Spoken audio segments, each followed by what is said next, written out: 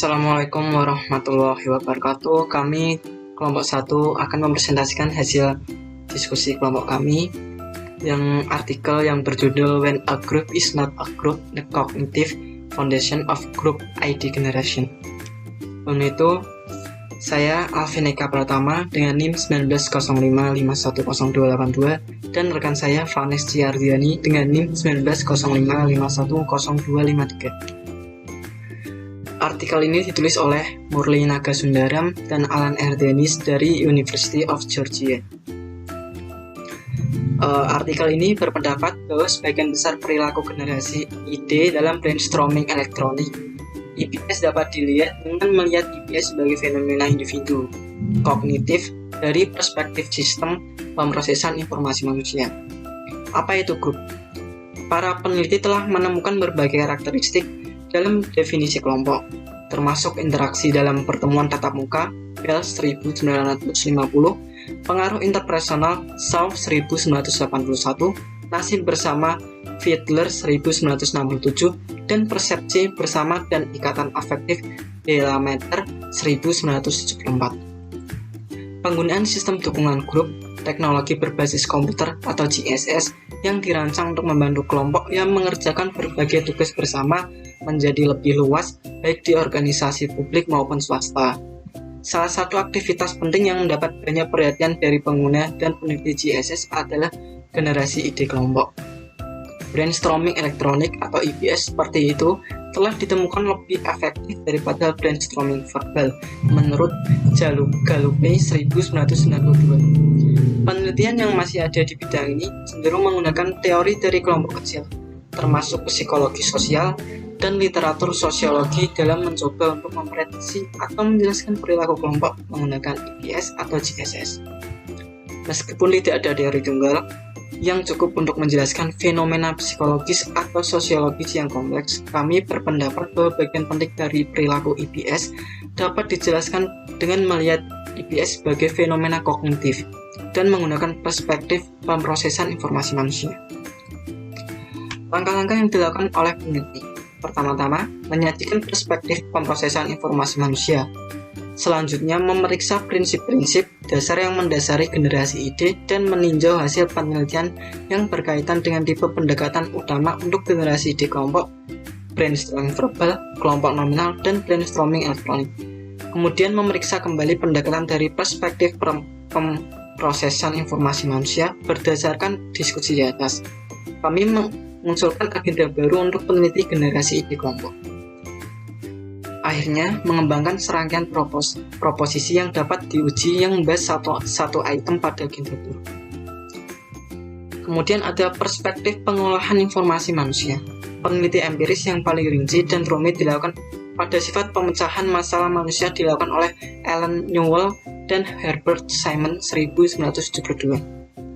Hasil utama dari penelitian mereka adalah deskripsi mekanisme kognitif yang membentuk cara manusia memecahkan masalah yang terkait dengan teori pemrosesan informasi manusia. Menurut Newell dan Simon, semua manusia adalah sistem pemrosesan informasi atau IPS dan akhirnya memiliki ciri-ciri organisasi dasar tertentu yang sama. Semua manusia memiliki beberapa dan hanya sedikit karakteristik struktural universal seperti parameter memori yang hampir identik.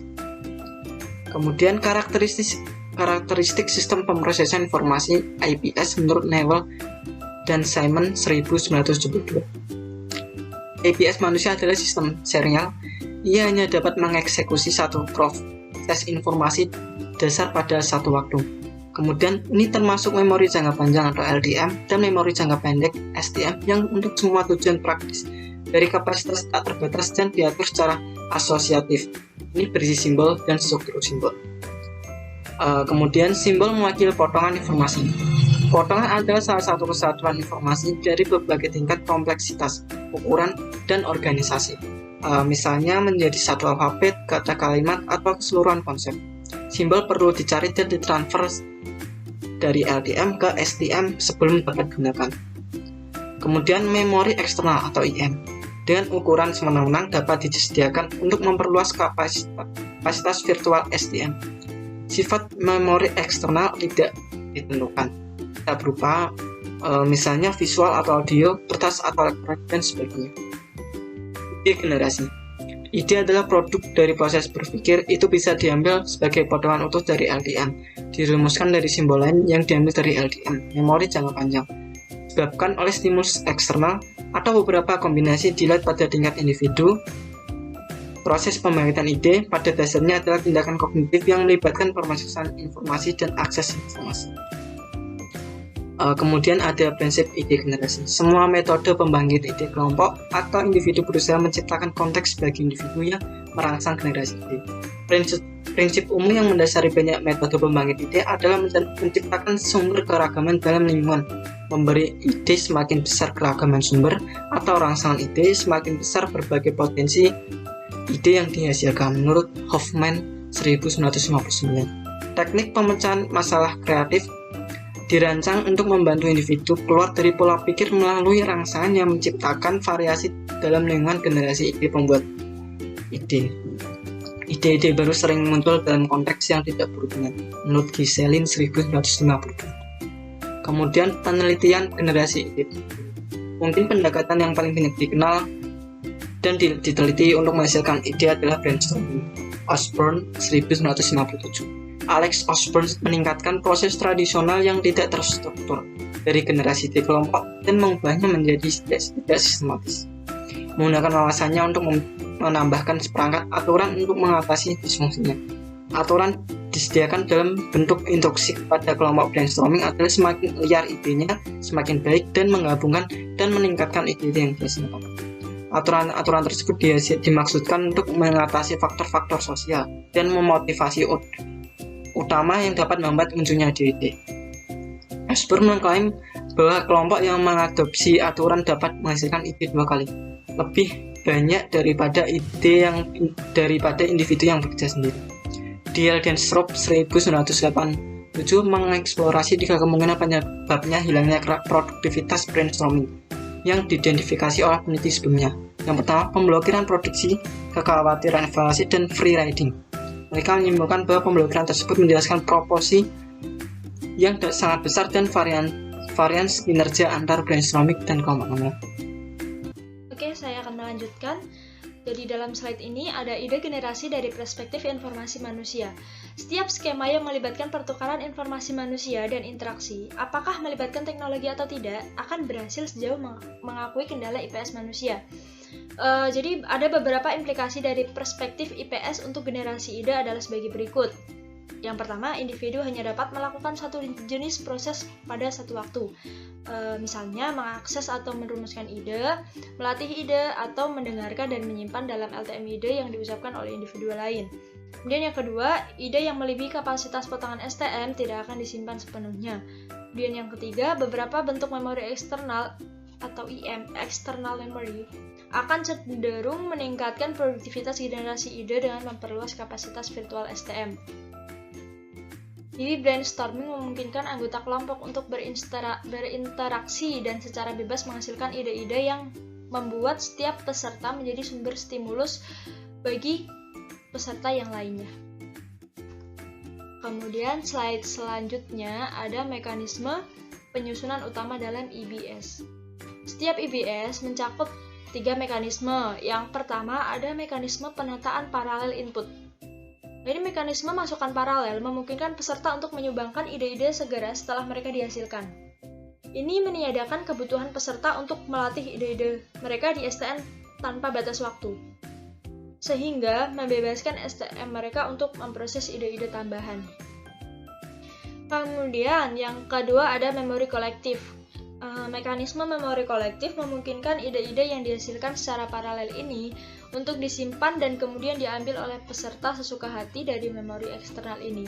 Mekanisme keluaran yang dapat diambil secara serial memungkinkan ide-ide untuk diakses satu persatu dalam urutan apapun yang tidak terkait dengan urutan di mana mereka dihasilkan.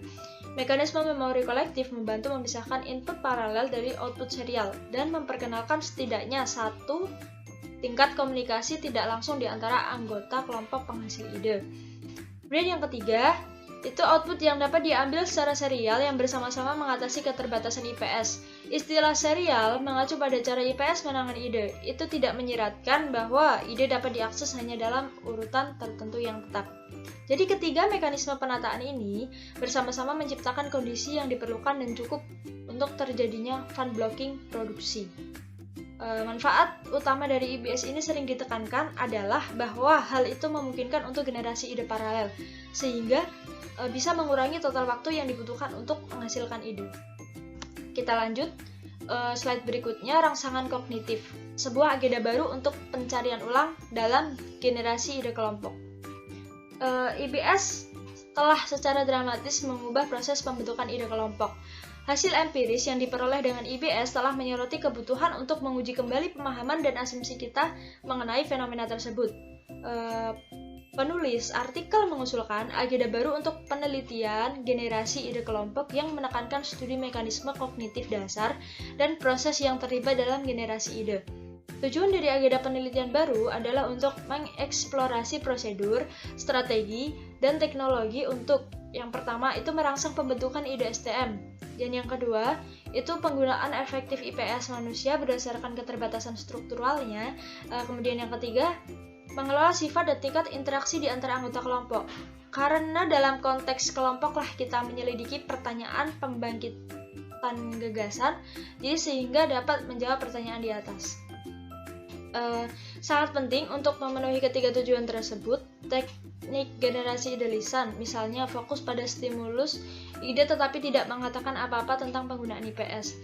Studi kelompok nominal di sisi lain berpusat pada penghapusan interaksi sosial, tetapi mengabaikan peran stimulus kognitif yang sangat signifikan.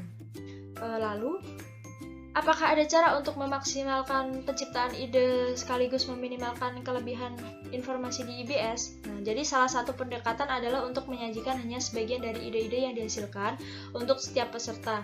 Namun, sulit untuk mengantisipasi ide yang mana yang memberikan tingkat stimulasi kognitif yang optimal, mengingat nilai informasi yang tidak biasa dan tidak terkait untuk merangsang ide. Kemudian dalam artikel ini ada strategi berbasis sumber. Strategi berbasis sumber membagi ide berdasarkan peserta yang menghasilkannya. Sebuah strategi yang homogen akan menempatkan ide-ide masing-masing peserta dalam bagian yang terpisah. Sebuah strategi heterogen adalah untuk mencampur ide-ide peserta yang berbeda dalam satu potongan. Seorang peserta yang menggunakan potongan seperti itu sebagai stimulus mungkin cenderung menghasilkan ide dalam domain terbatas itu.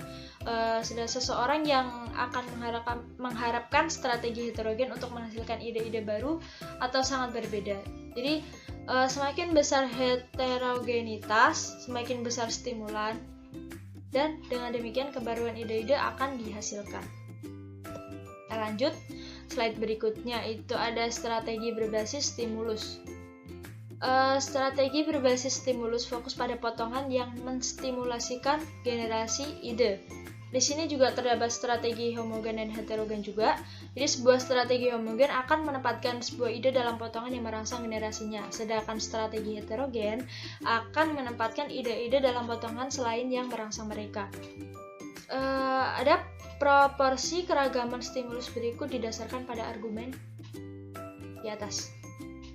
Ada 5 proporsi. Yang pertama, strategi yang homogen akan menghasilkan ide-ide yang dapat diklasifikasikan sebagai adaptif.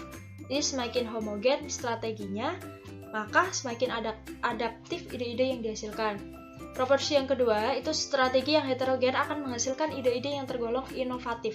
Jadi semakin heterogen strateginya, maka akan semakin inovatif ide yang dihasilkan.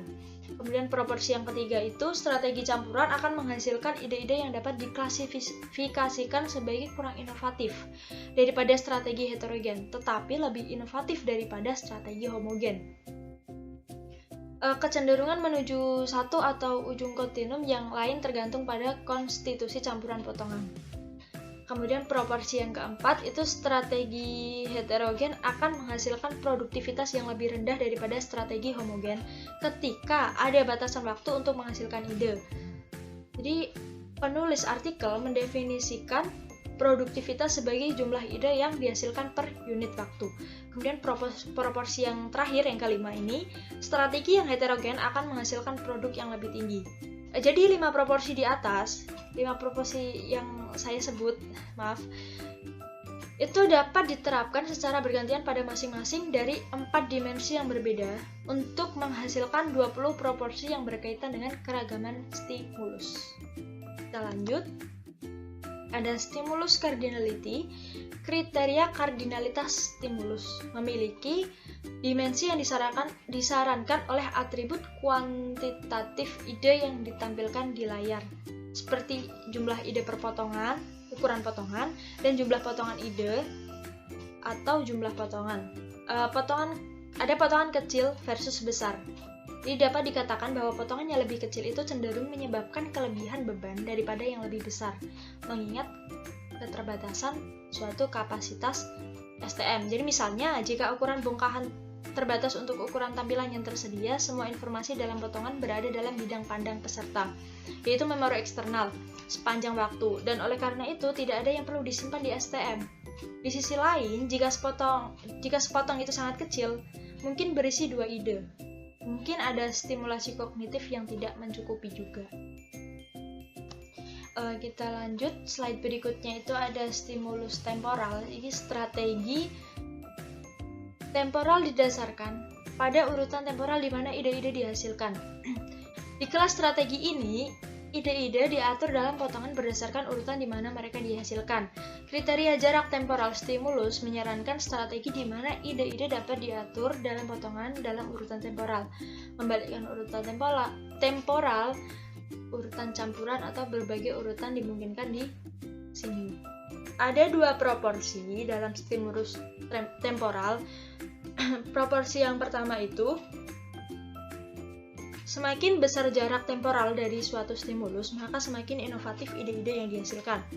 Kemudian proporsi yang kedua itu, semakin besar jarak temporal dari suatu stimulus, maka semakin besar pula jumlah ide yang dihasilkan. Kemudian slide selanjutnya ada strategi chunking variable. Burton 1987 menemukan bahwa ide-ide kelompok nominal cenderung dikelompokkan, yang paling jelas dan adaptif ya didahulukan, itu kelompok terakhir cenderung paling kreatif. Mungkin berguna kemudian untuk menggunakan strategi Chunkin yang berbeda di dekat awal dan di akhir proses sesi pembuatan ide. Brainstorming elektronik memungkinkan penyebaran strategi yang berbeda secara bersamaan atau berurutan selama sesi pembuatan ide tunggal. Satu strategi mungkin paling cocok untuk membuat bola bergulir, dan strategi lainnya untuk mempertahankan prosesnya. Nah, kemudian kesimpulan dari artikel yang kelompok 1 review ini, penulis telah mengeksplorasi dalam artikel ini berbagai kemungkinan strategi pengorganisasian ide yang dapat membantu mengatasi masalah informasi. Jadi menjelajahi masalah kelebihan informasi dapat menghasilkan wawasan yang dapat berkontribusi pada pengembangan teori stimulus kognitif dalam IBS. Selanjutnya, perspektif pemrosesan informasi manusia diadopsi di sini mungkin diterapkan untuk tugas kelompok selain dari pembuatan ide. Strategi-strategi yang disajikan tampak subur dalam kemungkinan dan implikasi penelitian sementara secara teoritis dapat dikendalikan. Strategi-strategi ini perlu diuji secara empiris untuk menentukan kondisi di mana masing-masing strategi paling baik digunakan. Menjelajahi berbagai macam strategi, terutama karena mereka dapat digunakan dalam kombinasi, adalah program penelitian yang bermanfaat, meskipun terbilang sangat menantang. Dampak dari penerapan beberapa strategi masih belum jelas. Penulis artikel merekomendasikan bahwa peneliti mendekati masalah dengan menangani setiap strategi Chunkin secara individual. Jadi misalnya semantik homogen versus potongan heterogen. Kemudian mempertimbangkan perbandingan antara strategi dan hanya upaya berikutnya untuk mengatasi kombinasi strategi. Sekian presentasi dari kelompok 1 tentang artikel ini. Apabila teman-teman ada yang ingin didiskusikan atau dipertanyakan, silahkan ketik di kolom komentar. Sekian dan terima kasih.